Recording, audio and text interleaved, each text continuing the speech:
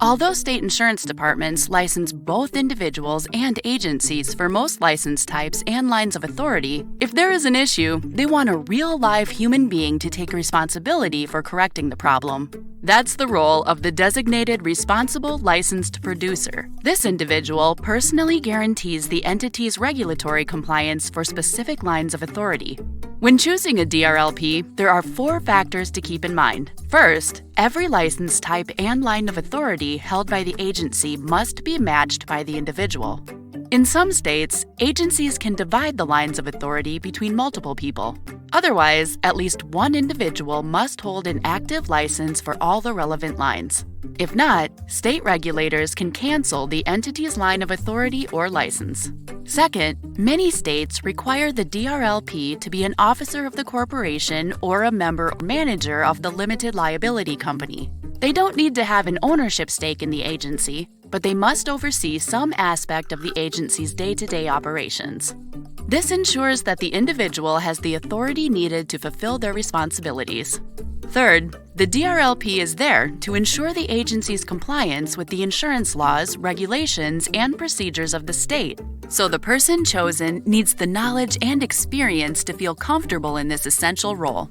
The selected individual should also have an exemplary regulatory reputation if possible. This enables them to model appropriate behaviors for colleagues. Additionally, if the state requires a DRLP to be an officer, they must report administrative actions and certain other types of legal issues each time the agency submits a new license application. Avoiding someone with a criminal history or previous administrative actions can make for a shorter and smoother review process. Lastly, the person serving as DRLP should have a long-term commitment to the agency. While the costs for updating affiliations aren't as much as those for securing a license, those fees can start adding up for entities licensed in multiple states. Additionally, changing designated producers frequently increases the chance of missing an update and provoking a regulatory incident. Remember, too, that when a DRLP leaves, there is only a small window, usually 30 days, to choose a new designated producer in each state where the agency holds a license. Fortunately, some states allow agencies to have more than one designated producer at a time. In these states, having a backup DRLP can be well worth the time and money.